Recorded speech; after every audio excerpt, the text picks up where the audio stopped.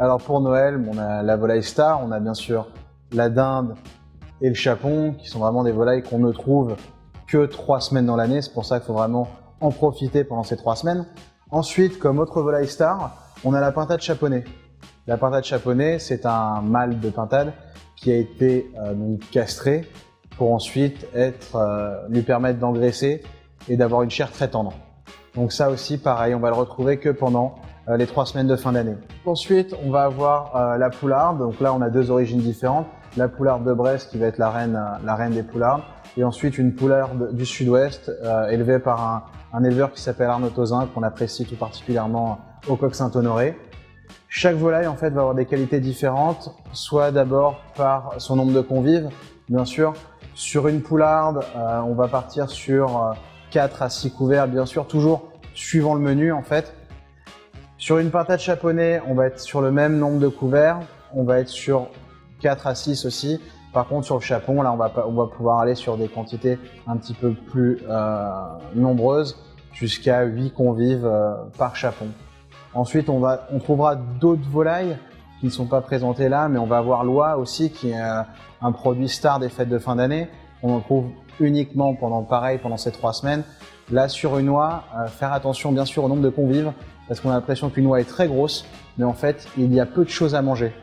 Donc sur une oie qui va faire 4 kg, on va privilégier pour 4 à 6 convives, mais pas plus. Pour toutes ces volailles de fêtes de fin d'année, en fait, on va avoir, les plus belles volailles en fait que chaque éleveur va faire durant toute l'année. Elles vont avoir des qualités bien spécifiques, notamment la pintade chaponnée. Je rappelle que la pintade à la base est un gibier qui a été domestiqué, donc on va avoir un goût prononcé, mais qui restera quand même très tendre. Après, sur la poularde, on a une chair qui est très fine. Dans la viande, on appellerait ça persillé. C'est le gras intramusculaire en fait qu'on va retrouver, donc qui donnera un côté très moelleux, très tendre et très goûtu. Et après, le chapon, un goût très très fin, voilà, pour le repas de fin d'année. Surtout, le plus important, les éleveurs prennent du temps à élever leurs volailles.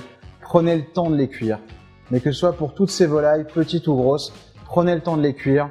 On va les démarrer à four froid, 120 degrés. Et ensuite, pour une poularde ou une pintade chaponnée, on va les laisser cuire 2h30. Pour un chapon, on peut monter jusqu'à 3h30, 4h, même 4h30 à 120 degrés, il n'y a pas de souci. Et ensuite, sur les 10 dernières minutes de cuisson, on va monter le thermostat à 180, 200 degrés, uniquement pour faire griller et croustiller la peau. Pour accompagner sa volaille, on va vraiment pouvoir jouer de créativité, on va pouvoir faire vraiment ce que l'on souhaite, que ce soit côté asiatique, en rajoutant du miel, du gingembre ou autre, soit dans le plat, soit directement sur la volaille. On va badigeonner la volaille à la fin de la cuisson, parce que sinon le miel va complètement brûler. On va pouvoir utiliser toutes sortes de condiments, d'accompagnement. Vraiment, on va pouvoir laisser libre cours à son imagination pour créer sa propre recette et sa propre volaille. On peut même ajouter du cacao sur la fin de la cuisson, qui va donner un côté sucré-salé assez intéressant. Sur n'importe quelle volaille, vraiment, laissez libre cours à son imagination.